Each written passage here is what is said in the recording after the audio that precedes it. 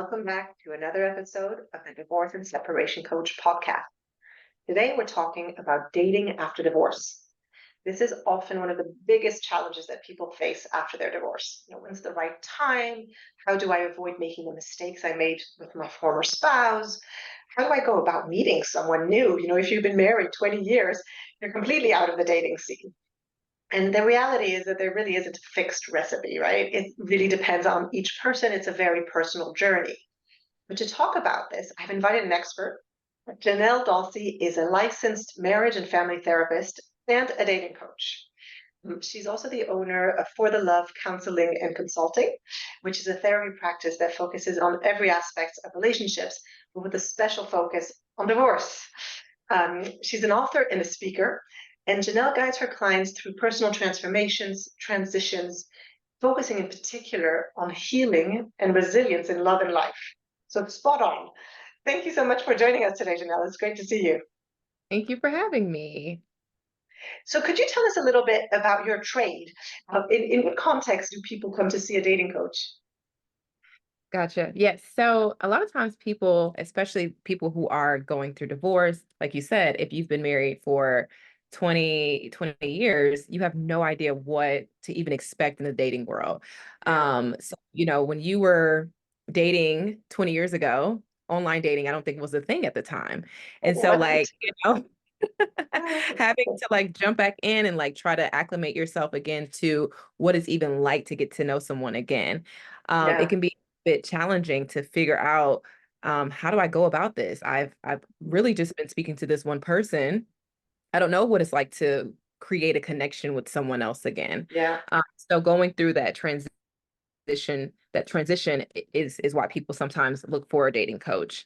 They may lack confidence, like Yeah. again, like I am very doubtful of who I am as a person, and I don't know what that's like. And so I need tips and tools to just build my confidence up again. Yeah. Or be I've gone through different dating experiences and I just seem to not get past the first date. So I need Yeah. somebody to help me and coach me to just be able to get through that dating experience and actually, commit to some sort of relationship. It's almost kind of relearning the rules of the game that they've Exactly. been out of for a while. Yep, exactly. Alongside, I guess, the whole confidence piece you mentioned, the fear of rejection and all of that, because usually by the time you divorce, you're not, 25 anymore, and so there's a lot of discomfort with that element as well. Exactly, exactly. And rejection is a big part of dating, Yeah, unfortunately. yeah, Um, and people have to get comfortable with the idea that it may not work. I may feel like I had such a good connection with this person and the other person may not feel the same way. And so then they yeah, you down, and it's being able to just be able to move on from that. And it can be very challenging to have to hear, I didn't connect with you in that way. yeah, So it can be a hit to the ego, but it's okay. You can keep moving, yeah. play the game until you meet somebody who you feel like you can connect with mutually. Yeah. I guess it also depends on the context of your divorce. If you're the one who was left and there's that feel of rejection that comes also from that experience, we all come with our own baggage, whether it's from our marriage or from our previous experiences. And that kind Yes. of forms our expectations, doesn't it? Yep. Yep. It sure does. So do you have any recommendations? I know this is a very much finger in the air, but what would be your recommendation with regards to how long people should wait before getting back into dating after they divorce? It really just depends. It's not a time thing. For me, it's a healing thing. So like you said in my bio, I'm all about healing. Um, so sometimes people feel like they can jump back in within a couple of months. Sometimes people are okay after a year. Sometimes people are like, I'm out. 5 years is, like, so it's very hard to determine that.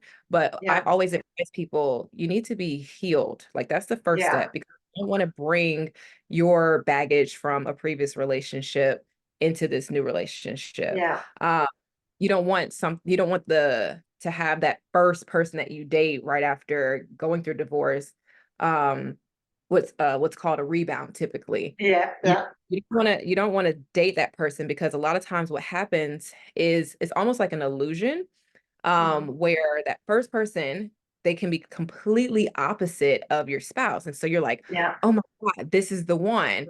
And in reality, they may not be the one. You're just seeing qualities that are just opposite to your spouse, and it makes you not see the other red flags that are there. So Yeah. it's like don't go with that person. But a lot of people tend to do that because it just feels like it's something new. Like this person makes me feel alive again. And a lot of times it doesn't work because all you're seeing is just different qualities from what your spouse was. So Yeah. Well, that's a good question, actually, because, I think there's kind of two tendencies. One is to look for someone who's exactly like your spouse. So, in a yeah. way, setting yourself up for the same kind of challenges, Yep. or looking for the exact opposite, which really isn't necessarily the solution either. Right. What would be your recommendation in terms of how you select the right person? So typically what I tell people is love is a strategy. Hmm. And it's very difficult to find someone that you connect with if you don't have a vision yourself. So I Okay. always start off with let's really create a vision, not in terms of like who you see as your partner, but Mhm. for yourself, for your life. How do you envision you? If we were to look at you, or that person that you want to be, right? Yeah. Who would be that person? So I start off with doing visions for people. And from there, when you have a clear understanding of who you are and who you Mhm. want to be and the life that you want to live, as you're dating, you're looking for a person who aligns with you. Well, it's not at Okay. all about your ex and who they were. No, Yeah. no, no, no, no, no. You're looking for alignment. And a lot of people really struggle with understanding that because we tend to date from, oh, well, this person, he opened the door for me. And I love that, right? And it's a good gesture for sure, right? Or, um he has a job, like you just Yeah. just Yeah. like things like that where, oh, he has this job where he's making X amount of dollars, right? Let's just say, for example, the type of person that you are, the person that you envision yourself to be is a family woman who wants your man to be home with you all the time. Well, that Mhm. man is making, X amount of money. He's a doctor. That It's might not not how much. align with you, right? Yeah.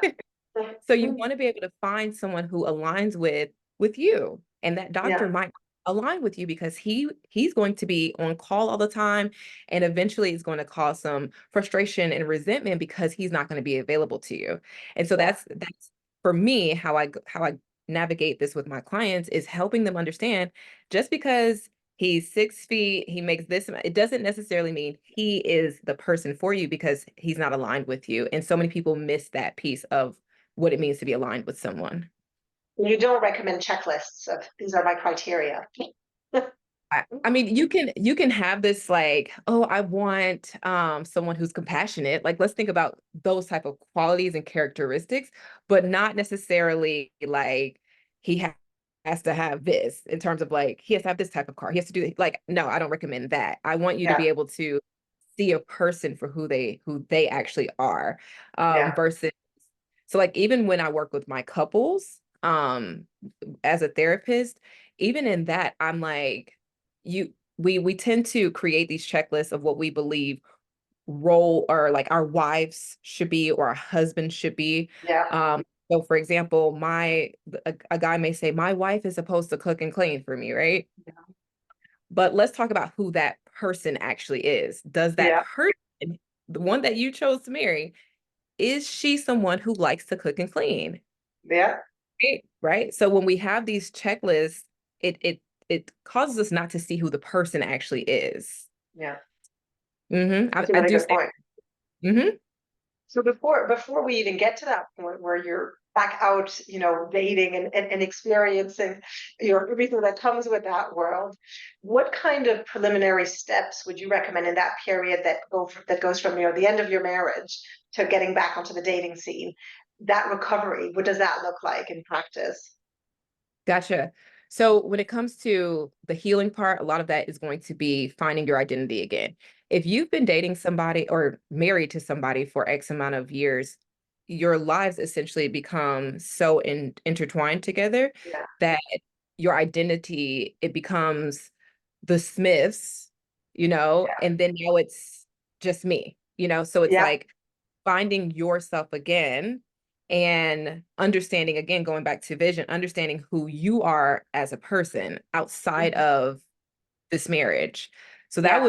that's a major step, is re-identification, finding that Yeah. identity again, right? And then in that healing also, you want to be able to, when you're going through your healing, understanding what are my fears, what are my insecurities, Yeah. because relationships, sometimes we do end up, uh insecurities end up being created. Hmm. So if, for example, if in your marriage, um, you felt like you weren't good enough, Hmm. okay? If your spouse was, um, making comments about how you don't show up, and so you end up creating this fear or this insecurity of I'm not good enough. But if you Yeah. never think that or understand that that's even an insecurity of yours, when you go on a date and someone makes a comment about, oh my goodness, you blah blah blah blah blah, not to be rude or disrespectful, but just just kind of making a comment about something, and that trigger gets triggered in you, Yeah. that button gets Yeah. triggered in you of what are you trying to say? I'm not good enough, and now we're creating an argument, Yeah. Yeah. So you're right? bringing your baggage with you basically from your previous relationship. Yep, exactly. Yep. So just being mindful of those things before you Yeah. even start to date, because even let's say for example, if you had a spouse that lied to you a lot, and Hmm. then you start to date someone and they're telling you something and your first thought is, oh, they're lying. Yeah. That's fair to that person because they have done nothing Yeah. to prove that they have lied to you. But Yeah. that's like the first thought that comes into play. And so now I'm in the position of having to constantly question you. And they're like, what are you questioning me for? I didn't do any of those things, but it's the baggage that I'm bringing in. But if you understand what are some of my insecurities and what are some of my anxieties, then you're able to catch yourself versus putting all of that, projecting all of those Mhm. things onto your new partner. Yeah. Sure. So would you support people with your therapy hat on or with your coach hat on for this healing process? Therapy Both. hat on. So right, well, both, but yes, but I would, and so that's kind of why I decided to shift my focus of my therapy practice for people Yeah. to help in that regard with the healing part, because Yeah. it's important as you are going back into the dating scene to get the healing. So that way Hmm. it makes it easier when I am coaching you, for you to be able to let go of any of those insecurities and fears and unconscious biases that we might Yeah. have, for as we're getting back into the dating scene, and people are have these biases as to, well, this is how all women are, this is how all men are, and that's not fair to Yeah. bring that to the relationship. So if we go through that part of healing, then it makes it so much easier when I'm coaching people. Yeah, for sure. So you mentioned a few already, but are there kind of the common pitfalls that people fall into when they start dating again? That what are those typical mistakes that people make 'cause they haven't necessarily healed or they haven't taken the time to speak to a coach? Yeah, it's going to be that projection. And then there is so much noise out here within the YouTube space, that is that goes against a lot of Yeah. what it means to have a healthy relationships, because we are so many people are so broken, and so then they get on podcasts, not like this, but other podcasts, Yeah. they're just talking about how women are this way or men are this way, and it completely counteracts, a lot of things, because if I'm listening to this podcast and I'm hearing all these negative things, then when I get into the dating scene, I'm expecting that, oh, all women want is my money, and I'm just trying to go get ice cream.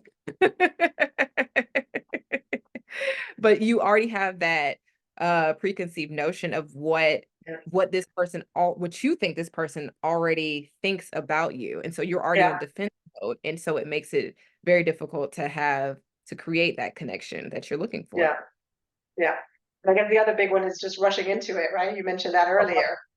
Right, Yeah. exactly. Yeah, rushing into things, because sometimes when you've been in a marriage for so long, you're looking for someone that you can connect with very quickly. Yeah, I always like, take your time. It is not the end of the yeah, world. Take your time because people really start to show their true colors, like between 3 to 6 months. yeah, So you people will put on their best selves for you, you know? yeah, Um, and so those first 3 months, you're like, "Oh my god, this person is great. They're amazing." And then you start to get comfortable with that person, yeah. thinking that this is who they are. And guess what? They also get comfortable with you too. And they really show who they are. And so a Yeah, lot of times people will stay in a relationship with someone who isn't going to show back up as that person you met in the beginning. And so you're kind of hoping to see that person again. And next thing you know, you're in a 2-year relationship, like he's this or she's this. And then if I ask you, well, were those signs there from the beginning? Yeah, probably around 6 months. But I thought that they would go back to that person that I met in the beginning. They're not going back. yeah, If you were yeah, to wait that, if you were to wait, take your time with dating and wait to see, okay, this person is starting to show some inconsistencies. Okay, then I'm starting to see this isn't really who they showed up to be in the beginning. And now I'm mhm, starting to see the real them, but I haven't made any commitments to them. So it's easier to yes, break, but once you that's make right. that commitment, then it makes it a little bit harder to end things. So yeah, Yeah, don't rush. and I guess some form of commitment is introducing the kids, right? Where people get really excited about their new relationship. Yes, So yes, on that yes. front, it's worth giving it a bit of time to check if it's the right person as well. Yep. Taking your time, especially with introducing the kids, because when you're dating, your focus is that person, right? If Hmm. we are going to build some sort of a relationship, that's what the focus needs to be on. The moment that you introduce the kids, now it becomes a family thing.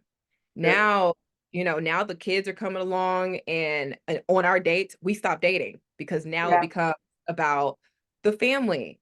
yeah, And so me getting to know you, it ends. So it's hmm, always just take your time, just wait on it. And then you also, because if it doesn't work out, now we've created um heartbreak in the child who has yeah, for formed a sure. with that person and it doesn't work out. So Yeah, if you just take your time, just wait on it, just to even see, is this person someone that I even want to build the rest of my life with? yeah, Maybe I would say if you start to date someone, after you've done all your healing, you start to date this person, you date them maybe a year or okay, plus a year plus before you even introduce the kids, that would be ideal. Because you okay, just never know. It's no rush again to have yeah. to introduce the kids into your relationship. Because like I said, once you introduce the kids, all the dating goes out the window. Yeah, and the kids also introduce a degree of stress in the relationship if they're rejecting of the new person. I mean, it just makes everything a lot messier, right? You're not giving yourself as many options as if you keep things separate for a little while. Exactly. Mhm.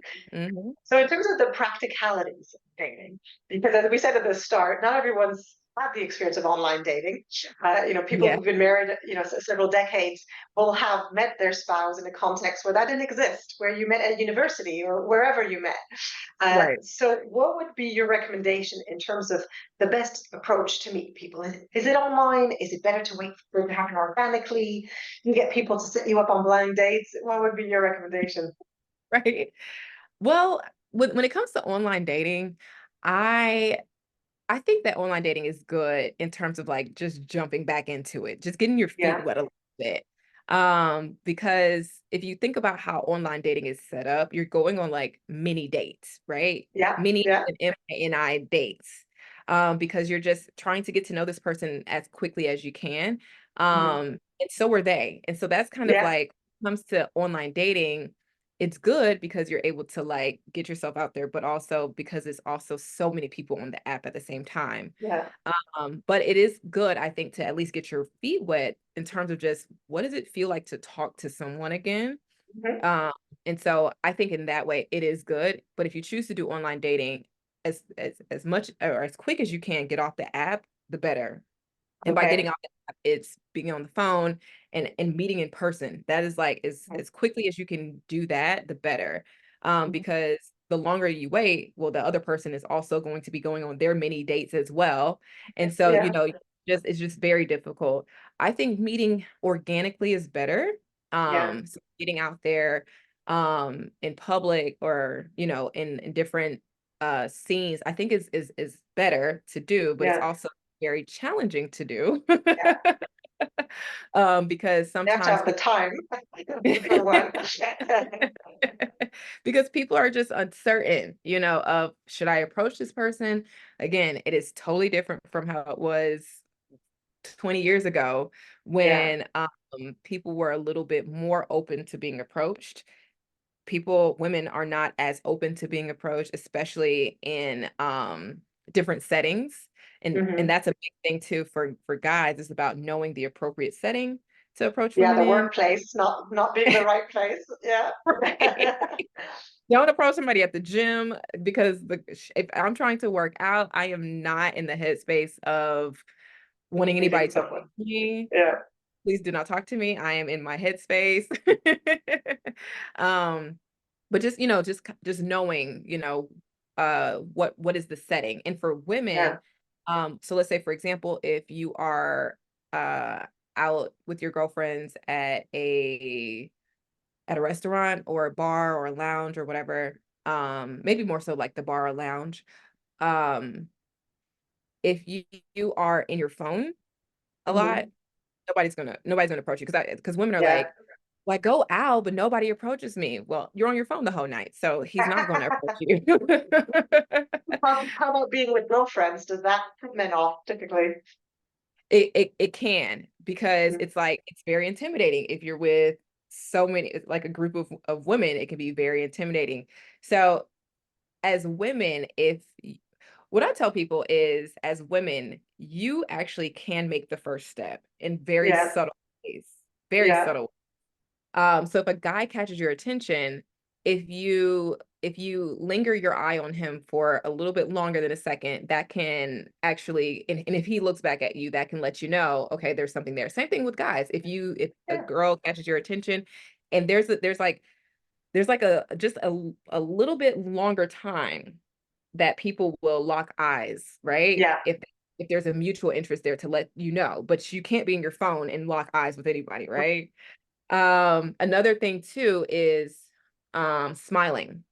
Hmm. Um, so if you are open and you appear to be friendly, Yeah, guys are open to approaching you as well. But if you're just, you know, very like stone faced, that no, they're not going to approach you because they're intimidated by that as yeah. well.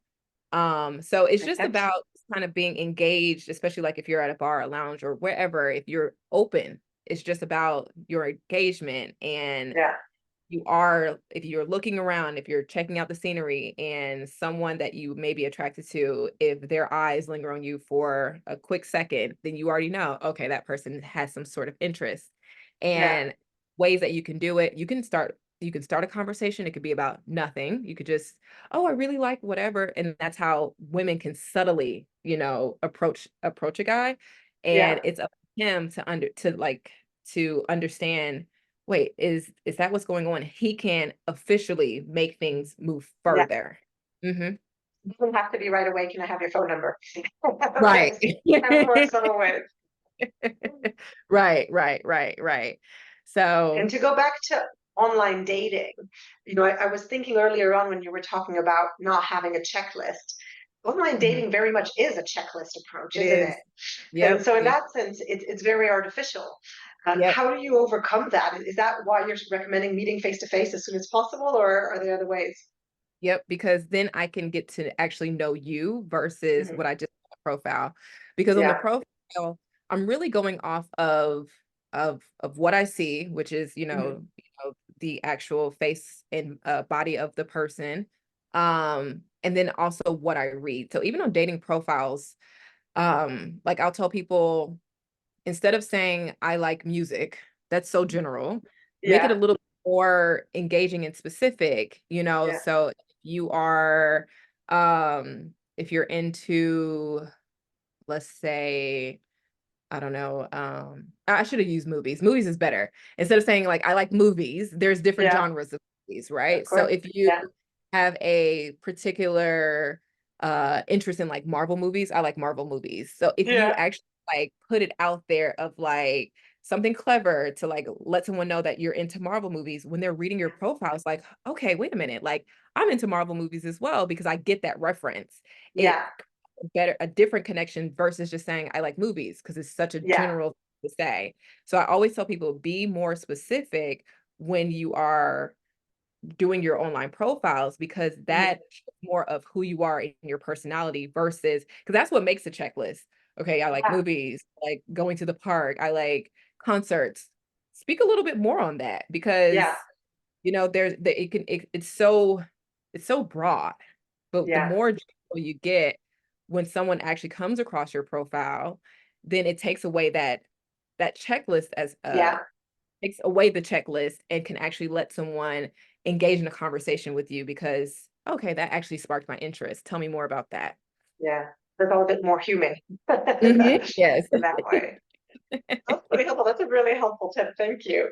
So Yep. I like to end my podcast by asking my guests for their tips. So in your context, it would be, what would be your top three tips to somebody who's ended their marriage and is Yeah. looking to date again? Okay. So when you're looking to date, one, you want to be clear with your intention. So that's like the biggest thing because the dating market is is so big in terms of what people are actually in the market for. So you have people who are just in it just to screw around. You have people who are like actually interested in a relationship to turn into marriage. You have Mhm, people who are just looking for another parent for their child. Like, mhm. there's so many different intents when it comes Yeah, to yeah. dating. So you want to be very clear in that in setting your Okay. intention. Um, you also want to be able to communicate very well. And communication can be very hard to do.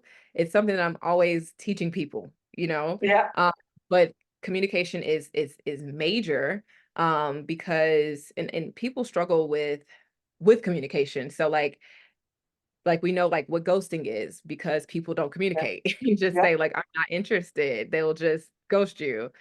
Yeah. So you just communicate, you're trying to figure out how to connect with somebody. And so when you're communicating, you're wanting to ask questions. Mhm. So something that I teach even my couples is about, excuse me, when it comes to communication, is you want to always be exploring your partner. So, and that's throughout the rest of your relationship. The Yeah. reason why people stop getting to know each other is because they stop exploring, they stop asking questions. You always want to just ask questions. What are your thoughts on this? You know, um, is this particular thing still an interest of yours? Because we're always changing, we're always evolving as people. Yeah. So on that same tip of exploring, the other thing I tell people is you want to create experiences with people, because that's how you keep memories alive and you keep Hmm. things going, right? If you're Yeah. always creating experiences with the person, um then it doesn't get boring. The Yeah. reason things get monotonous is because we stop having experiences. So we can't even like reminisce on the past. We can't have our Yeah. nostalgic moments because we don't have the experiences to do that. So that's another thing that I encourage people to do. So explore, experience. Um, and then the last tip that I'll give is the three C's. Hmm. So the three C's when you're looking for a partner is you want to make sure there's chemistry, connection, and compatibility. So a lot of times people they'll say we have such good chemistry and a good connection, but they're Yeah. not compatible at all. Okay. Okay. In And terms of people their get life objectives or things like that, is that what you mean? yep, yep, life Yeah. objectives, goals, the alignment, they're Yeah. not values, they're not compatible, but they Hmm. get stuck in, but we have a good connection, we laugh, but you're not compatible with that person. Yeah. So you want to make sure that all three of those check off good chemistry, good connection, and we're compatible. Very helpful. Thank you. Those are great tips. I think it'll come in handy to a lot of people in there as they start exploring getting back into that world can be really scary. So it's Right. always nice to know that you've got a little bit of control over the situation, even though it feels kind of like you're relinquishing that control. Right, exactly. Yep. So the grass is greener when you are when you're going back into the dating scene, but if you're healed and you're going about it from a different perspective. So Mhm. if you're dating from hurt, your experience is going to be totally different than when you're Sure. dating from being healed. Hmm. And also don't waste your time as much either Yeah, because, oh, I already know this is not going to work out with this person because we're not compatible at all. yeah, And the only reason I know that is because I have written out my vision for myself, and I know because of who I am, yeah. this person is going to be a good match for me. It's going to be a good addition for me, Hmm. is whoever else. So, Yeah. No, I hear yeah. you. That healing piece is really fundamental. And again, I don't think there is a fixed timeline for that, but taking the time, whatever that time looks like for you, is Yep. really important before you take the next step. Yep. Exactly. Thank you so much, Janelle. These are really helpful tips and lots of really good insights based on all the experience you've had, speaking to various people, as they re-enter the dating world. So thank you so much for all your tips, all your advice, and have a lovely day. Welcome. Thank you for having me again. It was a pleasure. Take care.